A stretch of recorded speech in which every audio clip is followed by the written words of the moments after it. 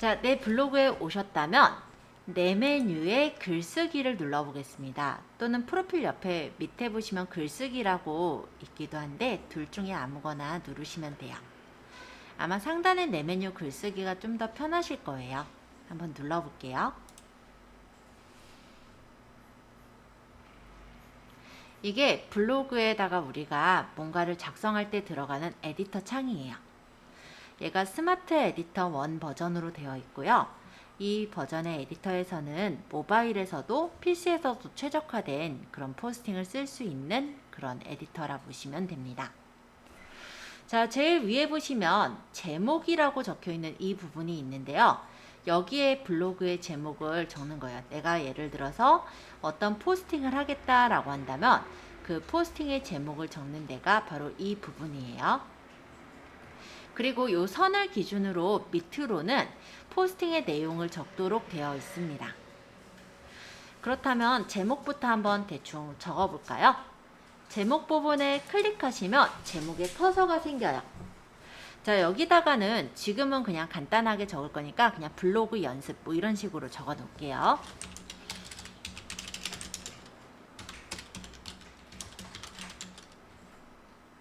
전 이렇게 적었는데 블로그 연습이라 적어도 되고 마음껏 적으세요. 상관은 없을 것 같아요. 자, 나중에 내가 마케팅용 어떤 글을 쓰겠다.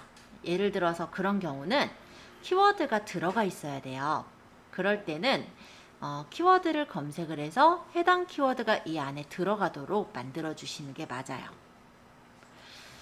그리고 요 옆에 있는 이 부분을 보시면 오른쪽 상단에 이 그림 모양이랑 구름 모양이 하나 보이실 텐데요.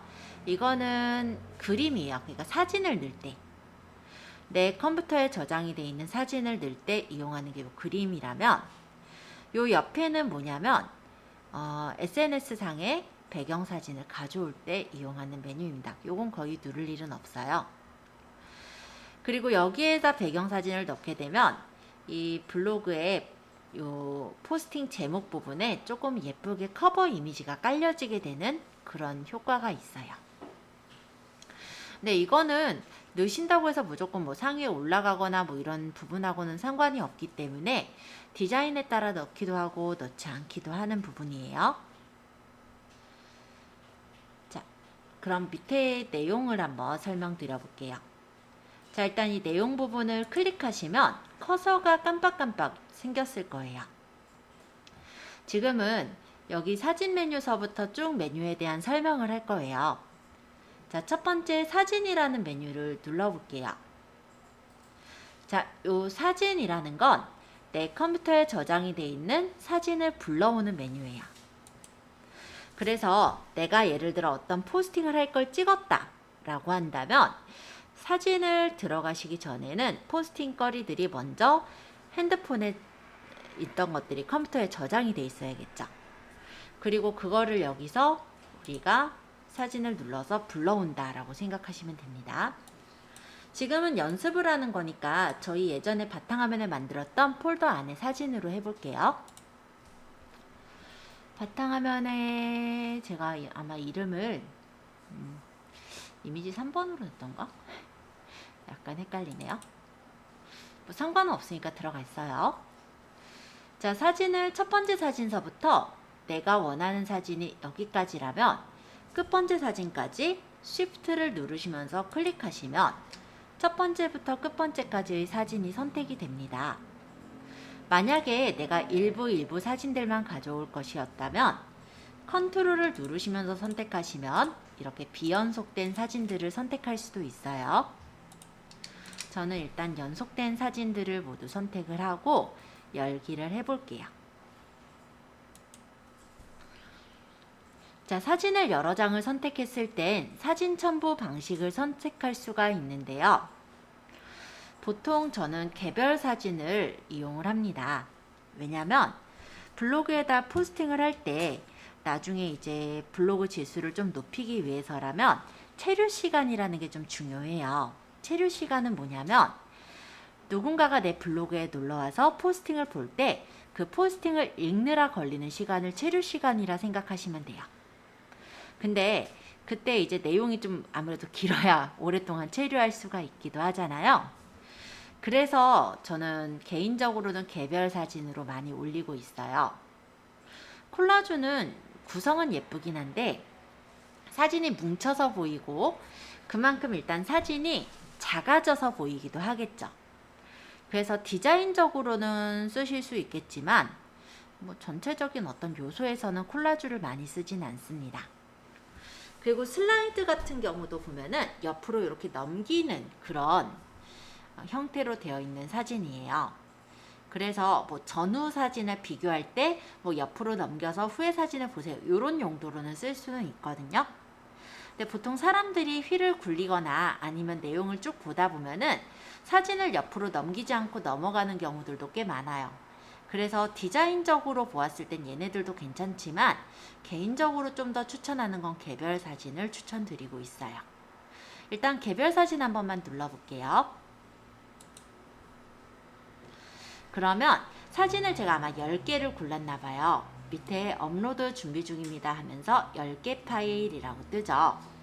그리고 조금 기다리면 이런 식으로 10개의 사진들이 업로드가 되는 것을 볼 수가 있습니다. 자, 사진이 쭉 올라갔을 건데요. 그 중에서 제일 첫 번째 올라간 사진에는 아마 녹색으로 대표라고 적혀 있을 거예요. 이 대표 사진이라는 거는 원래 어떤 거냐면 우리가 예를 들어서 네이버에다가 뭐 건대 맛집이라 쳤다고 쳐요. 예를 들면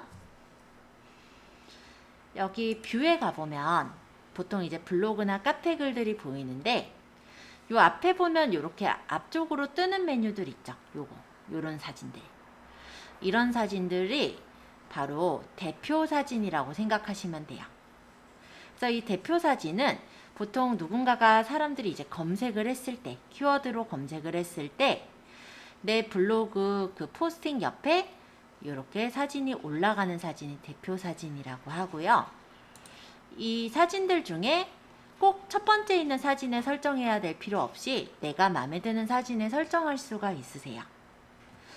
설정하시는 방법은 옆에 여기 사진 중에 대표로 하고자 하는 사진이 있을 때 그 사진에 요 대표라는 사진에 이렇게 올려놓으시면 대표라는 표식이 뜨거든요.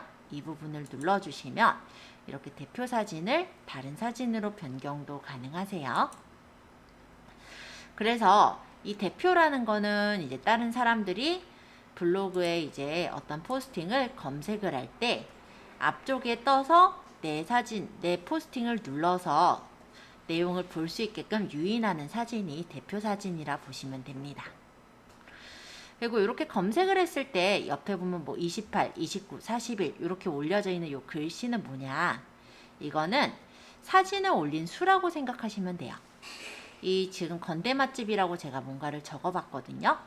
그랬더니 뭐 티끌이 된 멍멍이라는 어떤 블로그명을 갖고 있는 분이 2일 전에 올린 글이 보이는데 이 사진은 지금 41개 사진들 중에서 아마 대표로 찍은 사진이 이렇게 보여지는 거다. 이렇게 보시면 될 것 같아요. 자, 사진에다가 내가 사진과 사진 사이에 글을 적고자 할 때는 사진과 사진 사이에서 이렇게 회색 바가 나올 때 클릭하시고 글을 적을 수가 있어요. 그리고 사진의 순서를 혹시 바꾸고 싶다면 사진을 끌어다가 이렇게 배치를 해주시면은 원하는 순서로 순서 또한 바꾸실 수가 있습니다. 움직이는 사진을 밑에다 놔볼게요.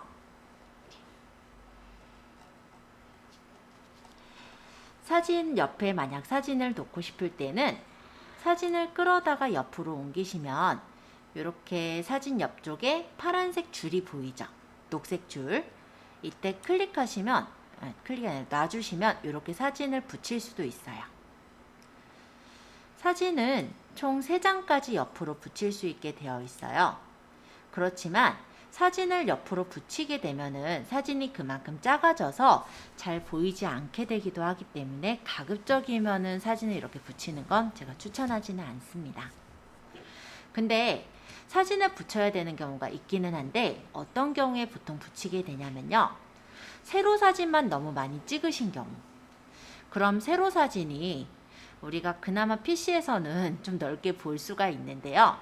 모바일에서는 사진 한 개가 그냥 한 화면을 다 차지하고 있을 거예요. 그러면 되게 답답한 느낌이 나겠죠? 그럴 때 세로 사진과 세로 사진을 옆으로 붙여주시면 조금 더 예쁘게 구성을 할 수가 있으세요. 자, 어쨌든 사진을 구성을 붙여도 보고 떼보기도 해볼 건데 내가 만약 여기 붙였던 사진을 다시 떼고자 할 때는 사진을 선택하시고 또 한 번 사진을 선택하세요. 그러고 이렇게 뜯어내면은 사진을 내가 원하는 대로 뜯어내시는 것도 가능합니다. 만약에 이대로 끌고 가면 두 개 사진이 같이 움직이거든요. 근데 이 상태로 얘를 한 번 더 클릭하시면 여기만 선택이 됐죠. 이렇게 끌고 가면 이 사진만 이렇게 따로 떼낼 수가 있어요. 자, 한번 사진을 옆으로 붙여도 보시고 다시 떼내 보시기도 해보시고요. 그리고 사진과 사진을 순서를 이렇게 바꿔보는 것도 한번 연습해 보세요. 그런 다음에는 사진 안으로 들어가서 에디터 편집하는 걸 좀 소개해 볼게요. 자, 이 그림을 더블 클릭해 볼까요? 따닥. 더블 클릭하시면은 스마트 에디터라는 어떤 창으로 들어가져요. 지금 화면이 조금 어두워서 안 보일까봐 밝기를 조금 조정할게요. 이게 어두운 화면은 에디터가 안 보이는데 밝게 해도 잘 안 보여요, 사실. 그래서 어쩔 수가 없긴 하지만 그래도 혹시 좀 보일까 해서 밝기를 좀 조정했습니다. 요 끝에 좀 보이죠? 그래도 요거 좀 보여드리려고. 자, 여기 크기서부터 메뉴들이 있어요. 그리고 요 밑에도 지금 보면 사진들이 보일 거예요. 이 사진들이 뭐냐면 아까 전에 우리 에디터에다가 집어넣었던 사진들이에요. 이 사진을 순서를 바꾸겠다. 아까 에디터 자체에서 바꿀 수도 있지만 이런 식으로 이미지의 순서를 바꾸시는 것도 가능하세요. 아까 에디터에서 일일이 바꾸기 힘들 수도 있죠. 그러면 여러 장이 조그맣게 나온 화면에서 바꾸면 쉽잖아요. 여기서 바꾸는 것도 가능하더라. 이런 정도로 일단 얘기 드리고 이어서 말씀드릴게요. 자, 여기서 내가 어떤 사진을 선택을 했는데 이 사진의 크기를 조절하실 때 선택하는 메뉴가 첫 번째 있는 크기라는 메뉴예요. 요거 크기를 누르시면 원본 사이즈가 먼저 보여지고 내가 원하는 가로 사이즈대로 사이즈를 줄이실 수가 있으세요. 네, 첫 번째 내가 설정할 때 기본적으로는 원본 사이즈까지 이용을 하고 사이즈를 직접 조절은 안 해도 상관은 없습니다. 자, 그 이유는 뭐냐면은 내가 블로그에다 아무리 큰 이미지를 넣더라도요. 가로 사이즈가 어느 정도 한계까지만 나와요. 안 그러면 이제 축소가 돼서 나오기 때문에 굳이 그냥 이렇게만 넣을 때는 원본대로 그냥 넣으셔도 상관은 없으세요. 다만 이런 때는 어쩔 수 없이 사이즈를 좀 조절해야 될 때가 있는데요. 서명이라고 혹시 들어본 적이 있나요? 이 서명은 뭐냐면 이미지 끝에 예를 들어 누구누구네 블로그와 같은 어떤 워터마크를 찍는 걸 서명이라고 해요. 서명에서는 이미지 서명이 있고 텍스트 서명이 있는데요. 만약에 내가 이전에 이미지 서명을 넣어놓은 게 있다면 이렇게 누르면 이미지 서명이 들어가긴 들어가는데 너무 조그맣게 들어갈 거예요. 물론 내가 제작한 이미지가 몇 픽셀이냐에 따라 다르긴 하겠지만 지금 제가 고른 이미지는요. 1920 정도 되는 그냥 컴퓨터에서 우리 포토스탁에서 다운받은 사진이잖아요. 근데 핸드폰으로 찍은 사진은 1900보다 넘어요. 한 3000픽셀, 4000픽셀이라고 했을 때 이 조그만한 이 서명 들어가는 건 훨씬 더 조그만해져서 보이겠죠. 왜냐면 이 화면에 맞게 이 지금 장면이 작게 축소가 된 상태라서 이미지가 요만해진 상태니까요. 그래서 내가 만약에 이런 이미지 서명을 만들어서 귀퉁이에다가 브랜딩을 위해서 박아 넣겠다라는 목적이 있다면 그때는 아마 크기를 조절하게 될 것 같습니다. 보통 한 몇 정도 조절할 거냐면 한 900이나 1000, 1200 이 정도도 괜찮을 것 같아요. 예를 들어 1000으로 맞추겠다. 그럼 1000으로 설정하겠다 해놓고 모든 사진에 설정해 놓으면 모든 사진의 크기가 가로가 1000픽셀로 변경이 되고요. 이 상태에서 제가 서명을 넣어볼게요. 원래 사이즈대로 이렇게 좀 크게 보이니까 원하시는 만큼의 그 서명으로 넣을 수가 있죠. 물론 지금 넣은 이 이미지 서명은 제가 옛날에 포토샵으로 만든 서명이에요. 그렇기 때문에 나중에 뭐 미리 캠퍼스라든지 아니면 내가 어떤 어플을 이용해서 또는 내가 어떤 로고 같은 게 있다 라고 했다면 여기 이미지 서명에 넣어놓고 활용하시면 계속해서 이 서명을 활용할 수가 있어요. 사이즈는 이 서명 사이즈가 400에 200픽셀이 최대 사이즈고요. 제가 제작했을 때는 반절 정도인 200에 100픽셀로 제작을 한 사이즈예요. 이게 일단 모든 사진에 서명을 넣겠다라고 제가 체크를 한다면 여기 가져왔던 9개의 사진에 모두 다 이렇게 서명이 박혀지는 것을 확인할 수가 있습니다. 그래서 일종의 나의 브랜딩도 될 겸 그러면서 다른 사람들이 내 사진을 퍼가지 못하게 방지하는 역할도 하는 게 이 서명이라 보시면 돼요. 그러면 이 텍스트는 뭐냐면 이미지 서명을 내가 따로 만들지 못했을 때 그때 텍스트 서명으로 집어넣으실 수도 있어요. 글씨를 적는 건데 저는 지금 여기가 엘리의 일상 리뷰라고 적혀 보이지만 아마 처음 누르셨을 때 텍스트는 www.blog.naver.com/에서 본인 그 블로그 명으로 나왔을 거예요. 더블 클릭해서 바꾸면 돼요. 그래서 저는 그냥 엘리의 일상 리뷰라고 바꿔놓은 상태고 그 다음에 여기서 글씨체는 마음에 드는 글씨체를 쓰시면 됩니다. 그래서 물론 서명이 제가 만들어 놨던 것처럼 이미지 서명이 있다면 그대로 이용을 하시면 되겠지만 내가 딱히 로고를 만들지 않았던가 아니면 조금 더 깔끔하게 내가 그냥 글씨로만 서명을 쓰고 싶다 하시는 분들은 이 텍스트 서명도 괜찮아요. 역시 모든 사진에 넣으시면은 모든 사진에 똑같이 텍스트 서명이 박혀서 나오기 때문에 보시기가 좋을 거예요. 줄여서 보면은 이런 식으로. 지금 얘가 가리고 있어서 안 보이죠? 이렇게 보면 보이나요?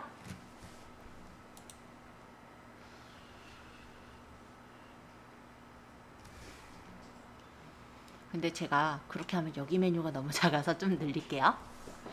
자, 어쨌든 서명이라는 거는 내 브랜딩을 위해서는 가급적이면 좀 넣어주셔야 되는 부분이라 설명을 드렸고요.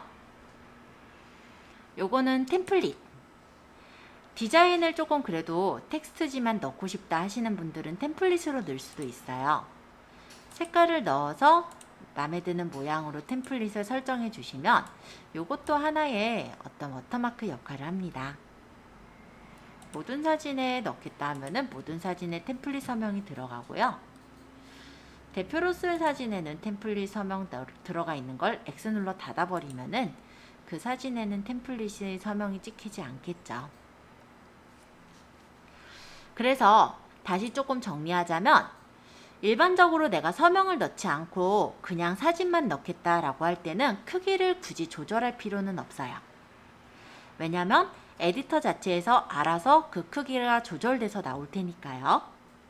근데 내가 만약에 어떤 서명을 넣어서 나의 브랜딩을 좀 더 하고자 한다 라고 할 때는 그 서명의 사이즈가 그래도 보여야 되잖아요. 그러다 보니 그런 경우는 크기를 조금 조절을 하더라. 이런 정도로 정리를 할게요. 자, 자르기 회전 설명드릴게요.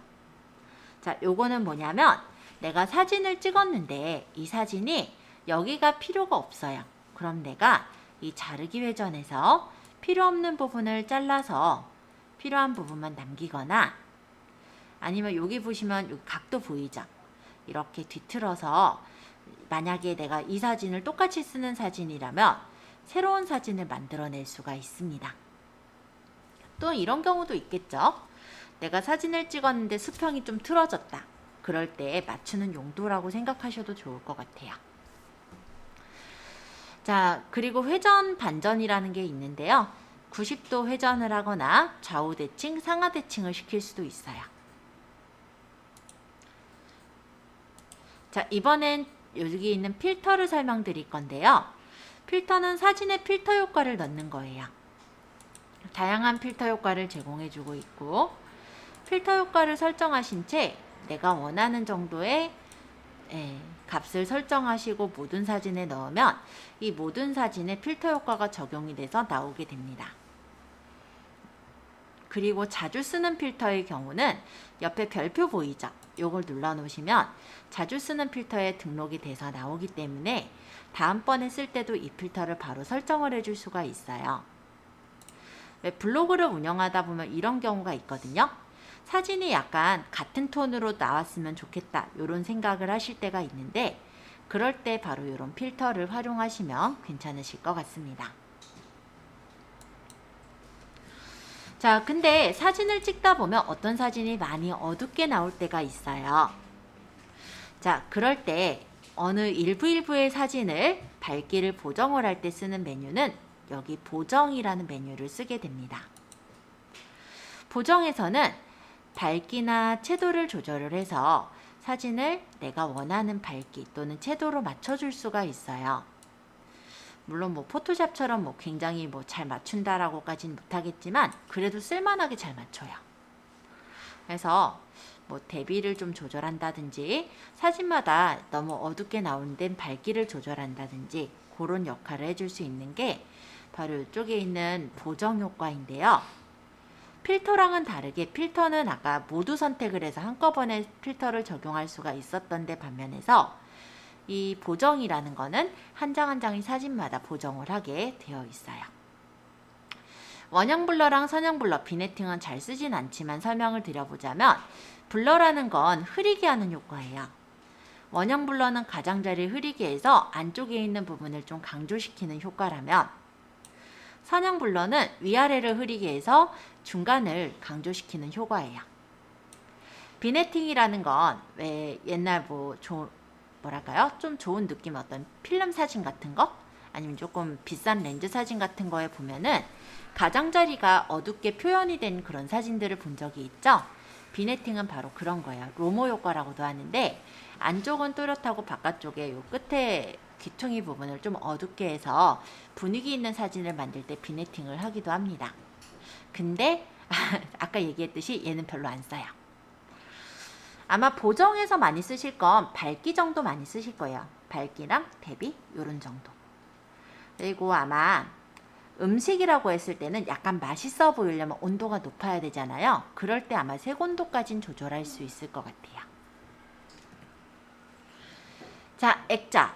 액자는 사실 제가 많이 쓰진 않지만 한번 보여드리자면 가장자리 이렇게 액자를 넣을 때 활용을 합니다. 굳이 쓰는 용도로 얘기를 드리자면 약간 픽셀을 다르게 해서 새 이미지 같은 느낌으로 만들어주는 역할을 하겠죠. 뭐 아니면 디자인적으로 넣을 수도 있을 거고요. 서명 아까 얘기했으니까 넘어가고 모자이크 얘기할게요.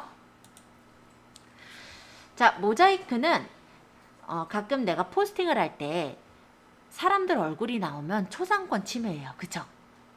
그러면 이 사람들 얼굴을 이렇게 가려주는 거예요. 픽셀 값을 조절해서 어느 정도 모자이크 처리할 수도 있겠죠. 아니면 어떤 중요 정보 같은 게 있을 때 그때도 가려주는 역할을 하는 게 바로 이 모자이크라고 보시면 되겠습니다. 자, 그 다음에 텍스트. 텍스트는 뭐냐면 사진에다 텍스트를 적는 거예요. 그래서 일반 텍스트를 추가해서 글씨를 적으실 수도 있고 아트타이퍼와 같은 이런 효과를 이용해서 조금 더 분위기 있는 글씨를 적으시는 것도 가능하세요.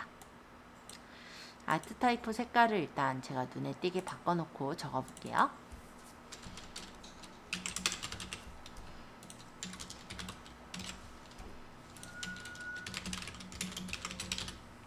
자, 이런 식으로 글씨가 사각형 안에 예쁘게 배치가 되는 걸 아트타이포라고 하거든요. 쓰실 분들은 쓰시겠지만 저는 별로 많이 쓰지는 않는 효과입니다.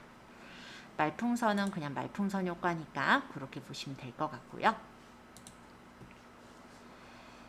자, 그 다음 스티커. 요거는 스티커인데요. 여러 가지 이런 스티커 모양들이 많이 있어요.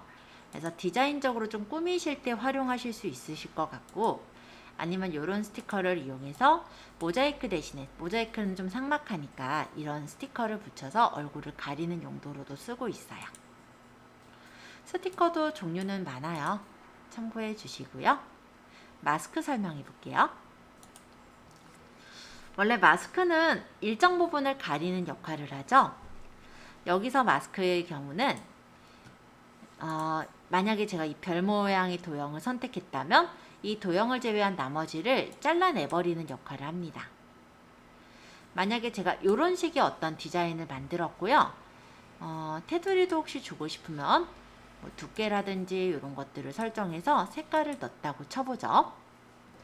그리고 완료를 하면은 이대로 잘려서 저장이 되는 거예요. 한번 확인해서 보여드릴게요. 자, 점점점 요게 쭉 진행이 되면서 에디터에서 설정한 내용들이 저장이 될 거고, 저장이 된 채로 에디터에 이제 반영이 돼서 나올 거예요.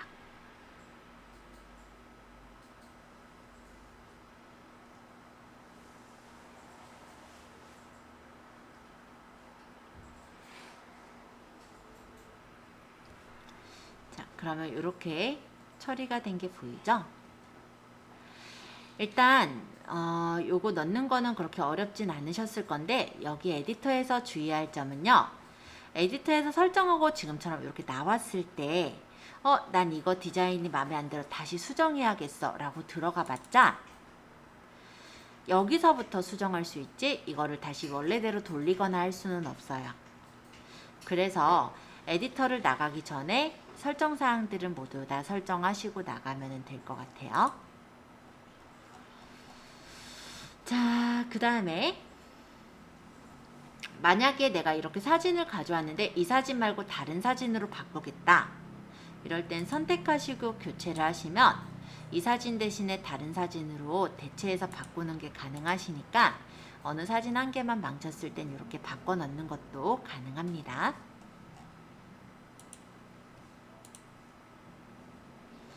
자, 그럼 내가 만약 글을 적는다 라고 한다면 이제 나머지 툴들을 좀 소개를 해볼게요. 자, 두 번째 SNS 사진은 사실 제가 많이 쓰진 않아요. 눌러보시면 네이버 마이박스나 페이스북, 인스타그램에 있는 사진을 가지고 오는 건데요. 마이박스를 활용하신다면 편하실 수 있겠지만 페이스북이나 인스타그램에 연동을 좀 하는데 시간이 걸려요. 그래서 요거는 실제로는 잘 쓰게 되는 효과는 아니라, 그리고 페이스북이나 인스타그램은 사진을 그리 많이 넣지도 않거든요. 그래서 실질적으로는 쓰지 않는다고 말씀드릴게요. 자, 동영상. 블로그 에디터에 동영상을 집어넣을 수가 있게 되어 있는데요. 이 동영상 파일은 최대 10개까지 넣으실 수가 있고 파일의 용량은 8기가 정도, 즉 420분까지 업로드가 가능합니다. 엄청난 용량을 업로드할 수 있게 아마 작년엔가 재작년엔가 바꾼 걸로 기억을 하고 있어요. 근데 여기서 조금 아쉬운 게 이 네이버 블로그 자체, PC 버전의 블로그 자체에서는 동영상을 편집하는 기능이 있지는 않아요. 제가 그냥 동영상을 그냥 저희 ITQ 시험에 있는 동영상 한 개를 그냥 넣어서 보여드려 볼게요. 어차피 용량이 안 크니까. 영상을 이렇게 넣으면요. 그 영상 중에 일부의 갈무리 사진들이 이 옆에 보여요. 그래서 그 중에 6장 중에 한 개를 선택해서 첫 번째 이제 대표 그림으로 보이게 할 수가 있고, 제목을 적은 부분에 이렇게 지금 별표가 그려져 있죠. 정보랑 태그는 입력을 해주실 수 있다면 입력하시고 완료를 하시면 끝이에요. 그러니까 내가 동영상을 찍은 거에 예를 들어서 앞뒤를 자르고 싶다든지 음악을 넣고 싶다든지 이런 것들은 여기서는 할 수가 없어요. 뭐 자막을 넣는다든지 이런 것도 안 돼요. 그래서 저번에 제가 알려드렸던 뭐 비바 비디오라든지 다른 어플에서 활용하시면 될 것 같고, 어쨌든 다 편집된 거는 이런 식으로 올려주시면 되겠죠. 그리고 블로그에다가 만약에 동영상을 올리게 된다면 아까 키워드랑 설명까지 적으면 동영상 탭에서도 충분히 노출이 되기 때문에 동영상 탭을 노리는데도 많이 도움되세요. 자, 스티커. 스티커는 네이버에서 제공해주는 여러 가지 스티커가 있습니다. 그래서 마음에 드는 스티커를 누르시면 이렇게 스티커가 들어가는 형식이고요. 애니메이션으로 움직이는 스티커들도 있으니까 참고해 주세요. 요건 이제 정렬 방식. 요거 X는 필요 없을 때 삭제. 스티커의 경우는 기존에 만들어져 있는 스티커를 이용하시기도 하는데요. 만약에 수익형 블로그를 운영하시는 분들, 그러니까는 쿠팡 파트너스라든지 이런 거 운영하시는 분들 같은 경우는 스티커를 따로 구매해서 쓰시기도 하세요. 우리 카카오톡에 보시면은 이모티콘 있듯이 이 네이버 블로그에도 OGQ 마켓이라고 해서 마켓이 있고요. 거기서 유료 이모티콘을 사셔가지고 활용하시는 것도 가능합니다. 자, 인용구 설명드릴게요. 인용구는 여러 가지 이렇게 꾸민 문구라고 생각하시면 될 것 같아요. 그래서 따옴표를 넣으니까 이렇게 따옴표 표시로 나타나죠. 그래서 내가 디자인을 할 때 그냥 글로만 적으면 좀 심심해 보이는 부분에 약간 눈길을 끌 수 있을 만한 디자인을 하는 거다. 이렇게 생각하시면 될 것 같고요. 저는 보통 글을 적을 때 인용구를 이용해서 제목 부분에다가 편집을 해서 올리곤 합니다. 근데 이것도 디자인적으로 그냥 본인이 원하시는 대로 하는 거라 꼭 이렇게만 해야 된다라는 건 아니라 보시면 되겠고요. 인용구의 모양은 이런 식으로 소제목 형태에 맞는 인용구, 그리고 말풍선 모양의 인용구, 그리고 줄 형식으로 되어 있는 인용구, 메모지 형식, 그리고 괄호 형식의 인용구 등의 다양한 인용구 모양들이 있어요. 나중에 한번 조만간 참고해서 넣어보세요. 자, 구분선. 이 구분선은 사실 제가 쓰지는 않습니다. 왜냐면 중간중간에 이제 구분을 지을 때 쓰는 건데요. 그렇게 긴 포스팅을 쓴다라고 했을 때 해당은 될 것 같긴 해요. 이런 구분선을 넣는 거예요. 넘어갈게요. 자, 장소. 장소라는 거는 장소를 추가하는 거예요. 예를 들어서 내가 어떤 오프라인의 어떤 매장을 다녀왔다라고 한다면 해당 장소를 추가해서 넣을 수가 있겠죠. 장소 추가를 누르고 장소명을 적으면 예를 들어 한일컴퓨터학원을 적어볼게요. 해당 장소를 찾아주고 해당 장소를 추가를 누른 후에 확인을 하면은 이렇게 지도로 들어가게 되는 걸 장소라고 합니다. 이렇게 상호를 지도로 해서 넣게 되면 좋은 점이 뭐냐면요. 지금 PC 블로그에서는 이렇게 장소가 그냥 보이고 말지만 모바일 블로그에서는 내비게이션으로 연동해서도 그 장소로 갈 수가 있고요. 그리고 핸드폰, 만약 전화가 여기 같이 등록이 돼 있다면 핸드폰으로 바로 전화를 걸어서 뭐 예약을 한다든지 이런 것들도 할 수 있기 때문에 보통 오프라인 어떤 매장을 설명할 때는 장소를 넣는 걸 추천하고 있어요. 그리고 몇몇 곳은 이제 장소가 없는 곳도 있잖아요. 그러니까 어떤 상점이 아직 딱 형성되지 않은 곳. 그럴 때는 내가 그냥 여기 근처에 어느 위치다 라고 하면 지도에 직접 표시를 해서 해당 위치명을 적어서 추가해서 넣는 것도 가능하세요.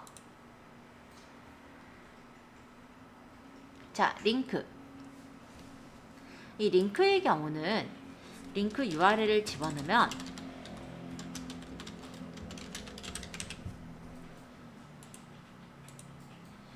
이렇게 링크를 넣을 수가 있는 서비스인데요. 이거는 그냥 우리 블로그에다가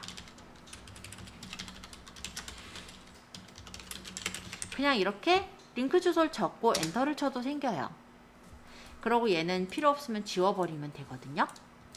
그래서 요거까지 눌러서 쓰실 일은 없으세요. 다만 이런 경우는 있을 것 같아요.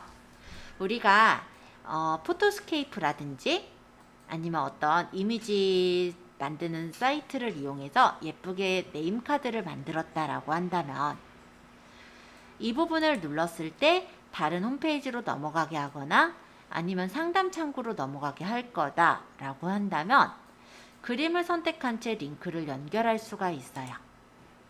그러면 여기다가 만약에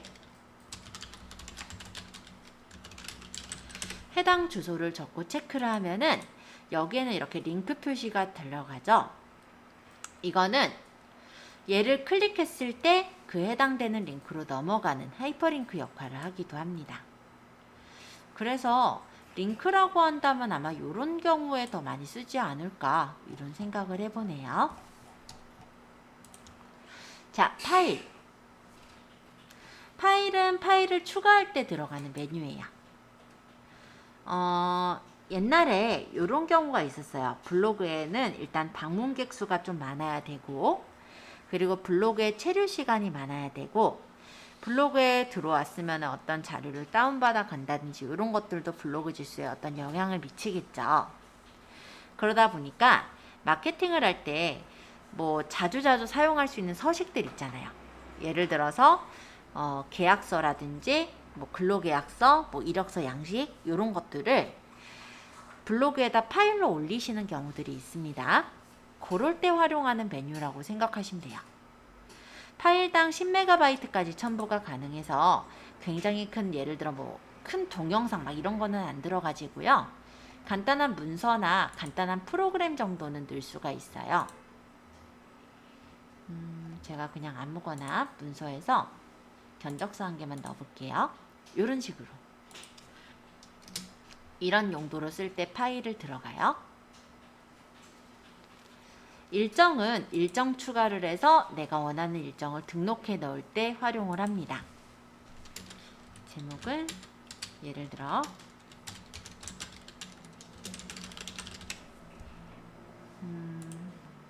16일날 종일, 장소는 한일컴퓨터학원에서 할 거고, 뭐 URL은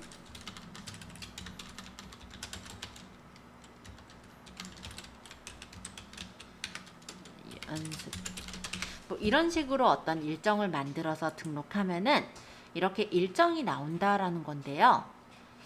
어떤 뭐 이벤트, 기념일 뭐 이런 거 만들 때 쓰시지 웬만해서는 아마 쓰지 않게 될 거예요. 이 정도로만 보여드리고 소스 코드로 가볼게요. 자, 이 소스 코드 같은 경우는 일반적으로 쓰실 일이 없어요. 근데 왜 안 쓰게 되는지도 말씀을 드려야 돼서 저는 간단하게 코딩 한 번만 해볼게요.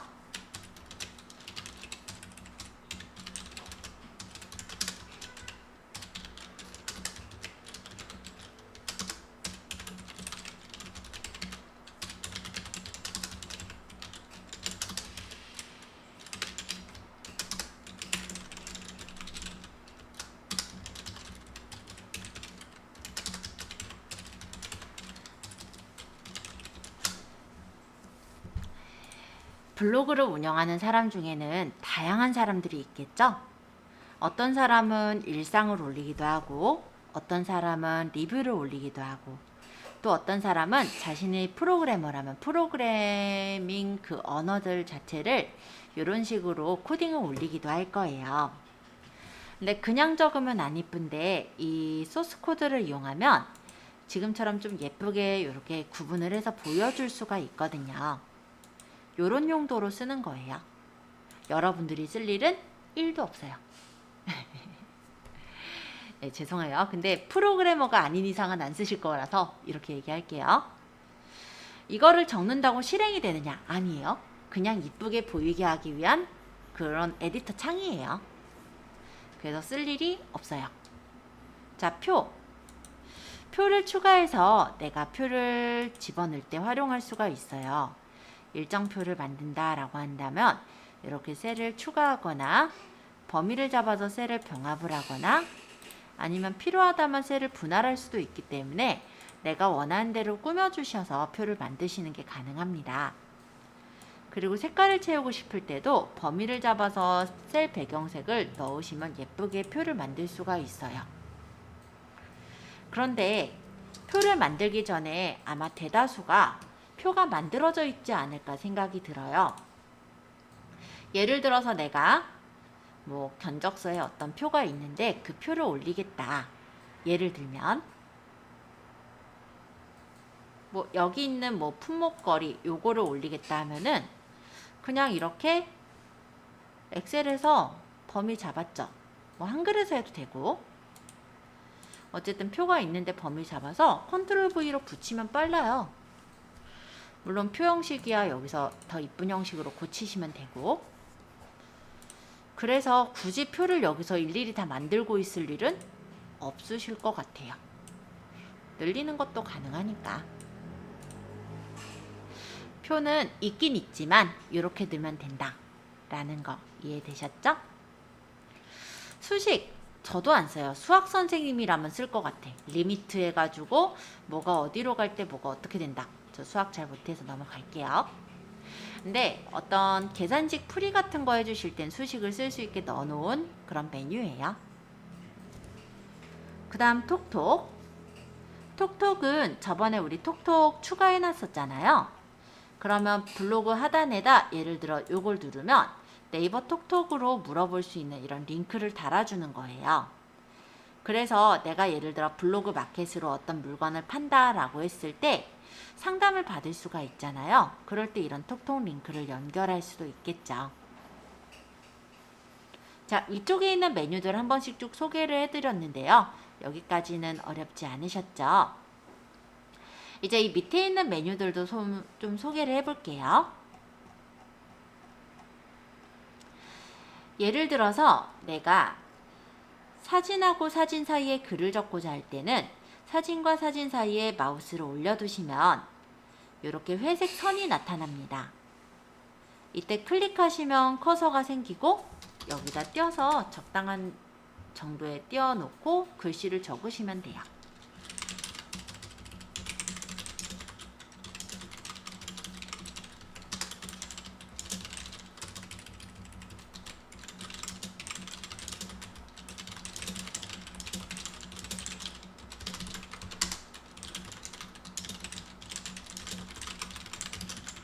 자, 그냥 아무 글이나 적었어요. 따라 적을 필요는 없어요. 자, 여기서 내가 만약에 글씨를 좀 수정하고 싶다. 예를 들어 글씨가 너무 단조로운 글씨체다 라고 생각이 드실 때는 여기 보시면 나눔 코딩이라 돼 있죠. 서체를 눌러서 마음에 드시는 글씨체를 활용할 수가 있으세요. 그래서 리뷰라든지 아니면은 뭐 그냥 간단하게 우리가 일상에 대한 글을 적을 때는 약간 글씨를 이런 흘린 글씨로도 적을 수 있도록 되어 있습니다. 근데 마케팅에서는 또 이런 글씨가 눈에 잘 띄지 않잖아요. 그럴 때는 그냥 나눔 고딕체가 좀 적당한 것 같긴 해요. 그래서 요거는 글씨에 대한 거, 글씨체를 말하고요. 내가 어느 부분을 강조하고 싶을 때는 범위를 잡아서 글씨 크기를 조절할 수가 있어요. 또 범위를 잡으면 지금 보셨던 것처럼 이렇게 팝업 메뉴가 나타나서 여기에서 굵게를 하거나 기울이거나 색깔을 주는 등의 다양한 어떤 효과를 설정하실 수도 있습니다. 자, 여기 메뉴를 좀 더 소개해 보자면 아까 보셨던 굵기, 기울임이 있고요. 얘는 밑줄이에요. 밑줄. 다시 누르면 풀려요. 얘는 취소선. 예를 들어 행사가 얼마 요거 할 때 원가를 찍 긋잖아요. 그런 취소선. 요거는 색깔. 더보기 누르면 더 다양해요. 네, 너무 다양한 색을 쓰면은 오히려 너무 현란해서 보기가 힘들어요. 그래서 보통은 강조색은 한 2색깔 정도로 씁니다. 자, 요 옆에 있는 거는 글자 배경색인데요. 어떤 형광펜으로 표시하고 싶은 그런 부분에 이렇게 표시해 주시면 조금 더 강조돼서 보이기는 하죠. 그런 역할을 하는 게 셀 배경색, 글자색, 글자 배경색. 그리고 글자에 대한 정렬이 여기 보시면은 왼쪽 정렬, 가운데 정렬, 오른쪽 정렬, 정렬할 수 있게 되어 있고요. 여기 있는 건 줄 간격을 말해요. 그래서 기본적인 줄 간격 외에 내가 간격을 더 띄워서 적고 싶다면 줄 간격도 조절이 가능합니다. 자, 요거는 뭐냐면 머리 글자 적용인데요. 별로 쓰진 않는 기능이지만 설명드리자면 앞 글자를 크게 표시할 때 머리 글자 적용을 해요. 그리고 경우에 따라 쓰실 수도 있을 것 같은데 82 예를 들어 뭐 이렇게 적어서 제곱미터를 적고 싶다. 그럴 때는 이렇게 범위를 잡고 이 첨자 문자를 누르시면 위첨자로 표시를 해서 어떤 제곱미터나 어떤 단위를 표시하시는 것도 가능하세요. 다시 누르면 풀려요. 이 특수문자 기호는 잘 쓰지 않으실 것 같은데요. 일반적으로 미음 누르고 한자 누르면 특수문자 나오는 거 다들 알고 계시죠? 모르시면 알면 돼요. 그죠? 그래서 보통은 미음 한자 눌러서 하시는 경우가 많지 요거 눌러서 직접 고르게 되진 않아서 아마 그렇게 보시면 될 것 같아요. 이쪽에 링크는요. 아까 그림처럼 글자 자체에다가 링크를 걸고 싶을 때 글자 부분을 블럭 지정하고 링크를 연결해서 URL을 적으면 해당 글자를 누를 때 해당 사이트로 연결되게 연결해 줄 수 있는 기능입니다. 자, 글씨를 적다 보면 어떤 글씨가 틀렸는지 맞았는지 맞춰서 확인해 보고 싶을 때가 있죠.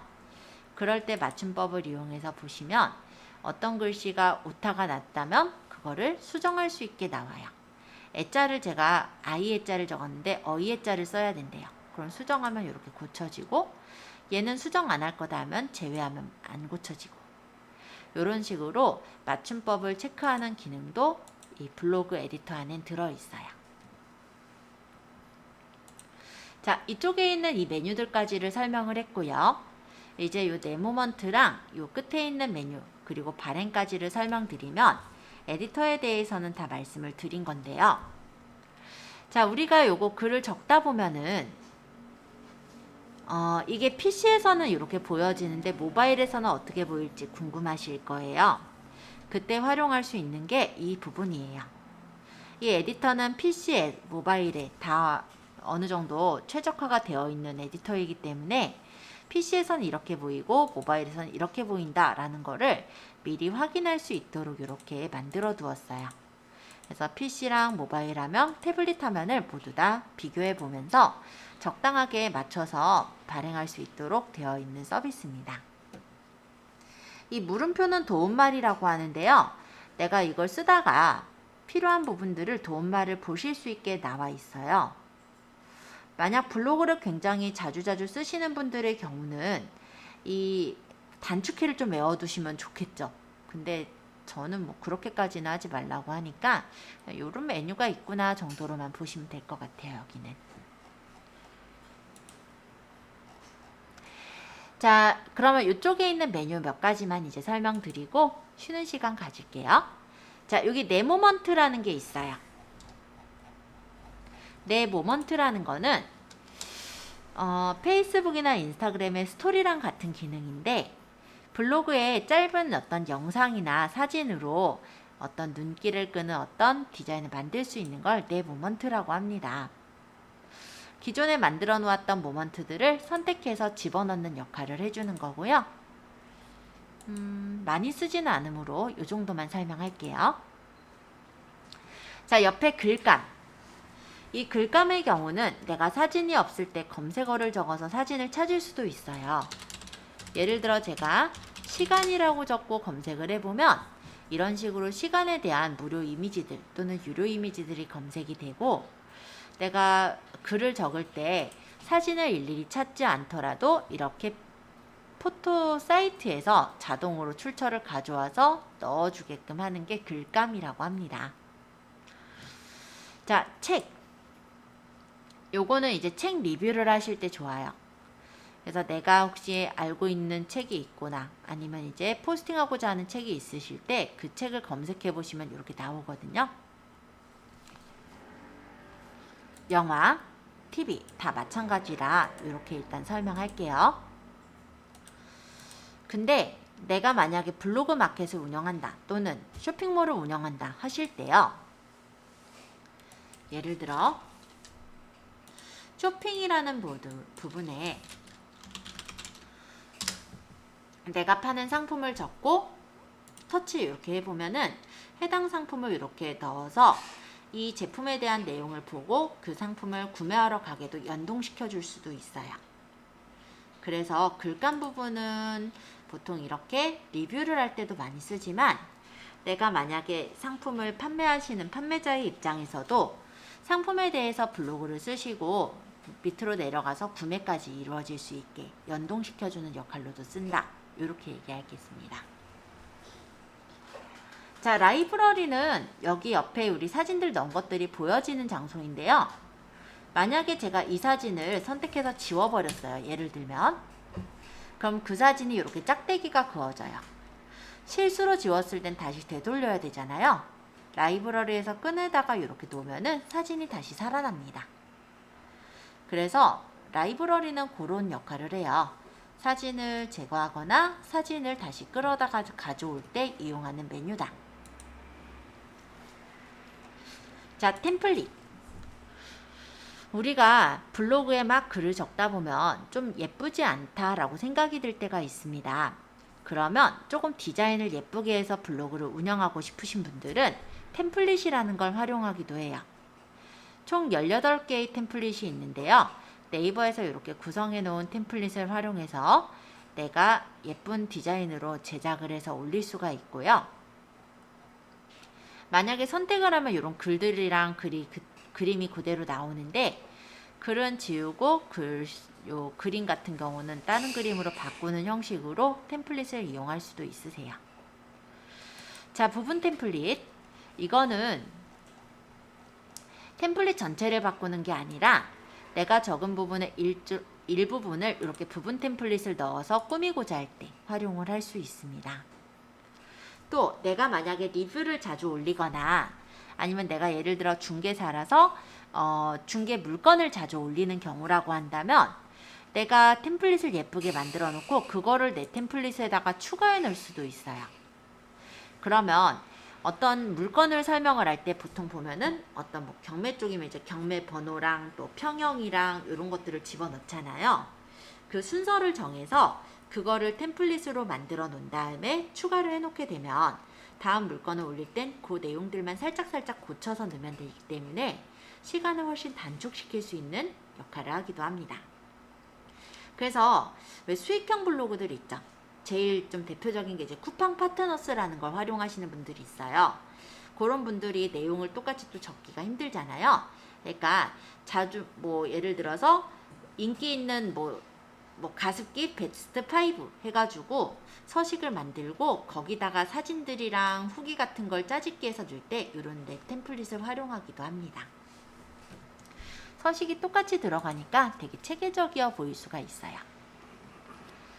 자, 만약에 내가 블로그를 다 적었다라고 했을 때는 저장을 하거나 이제 발행을 하는데요. 블로그를 작성하다가 중간에 내가 수정을 해야 되거나 아니면 아직 덜 적었을 때는 저장을 해놓게 돼요. 저장을 누르면 임시 저장이 완료되었습니다 라고 메시지가 뜸과 동시에 옆에 보면은 34 번호가 하나 더 추가가 됐죠. 이거는 뭐냐면요, 내가 나중에 이제 블로그를 갔을 때 블로그에서 내가 글을 쓴다라고 할 때요, 여기 저장된 글을 불러다가 바로 쓸 수가 있는 거예요. 그래서 내가 블로그 어떤 포스팅을 하다가 중간에 바쁜 업무가 있어서 내가 잠시 뭐 갔다가 와야 된다, 이럴 때 저장해 놓을 수 있는 공간이라 보시면 되겠고요. 옆에 발행이라는 거는 블로그를 다 적었을 때 이제 발행하는 부분인데요. 카테고리를 내가 원하는 카테고리를 고르고 주제가 있다면 주제를 선택을 한 다음에 태그가 있으면 해당하는 키워드들을 태그로 입력을 해서 발행을 하시게 되면은 실제 이 블로그에 포스팅이 발행이 됩니다.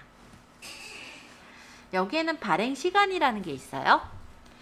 기본적으로는 현재로 되어 있어서 발행이 되어지는데, 내가 만약에 지금은 한가하지만 나중에 바쁠 것 같다 하면은 발행 시간을 예약으로 걸어서 몇 월 며칠 몇 시에 올라가는 글로 걸어 놓게 된다면 매일마다 꾸준하게 블로그를 발행한 것처럼 나타나게 되겠죠. 그래서 블로그 지수 부분을 좀 더 높일 수 있는 부분이 되기 때문에 나중에 마케팅을 하실 때는 이런 발행 시간도 활용하시면 좋을 것 같아요. 왜냐면 최신 글을 또 좋아하시는 분들도 있고 블로그에 이제 지수를 보면요. 어떤 키워드 글을 검색해서 본다 했을 때 최신 글이 앞쪽으로 뜨게 되는 로직도 조금은 있거든요. 그런 부분에서는 이 발행 시간도 조절해서 올리는 게 중요할 수 있겠죠? 자, 일단 에디터에 대해서 쭉 설명을 드렸고요. 지금 8시 6분이니까